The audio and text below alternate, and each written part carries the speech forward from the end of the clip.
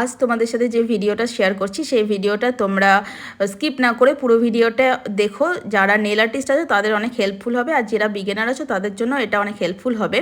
তা ফার্স্টে দেখো আমি এখানে বেস কোট ইউজ করার পরে সেটাকে যেমন অ্যাসিটন দিয়ে ক্লিন করতে হয় সেটা করার পরে আমি একটা ব্লুমিং জেল ইউজ করেছিলাম। ব্লুমিং জেলটার ওপরে আমি গ্রিন কালার আর ইয়েলো কালার দিয়ে ওটা অটোমেটিক স্প্রেড হয়ে গেছিলো। তারপরে আমি গ্লিটার দিয়েছিলাম, কোনো রকম ড্রাই করিনি, দিয়ে গ্লিটার ইউজ করার পরে আমি হোয়াইট লাইন টেনেছিলাম। এবার হোয়াইট লাইনগুলোকে আমি আবার ভালো করে স্মাচ করে নিয়েছিলাম যাতে কোনো রকম হ্যাশ লাইন না থাকে, কারণ ফার্স্টে হ্যাশ লাইনটা রাখলে পরে ভালো লাগবে না।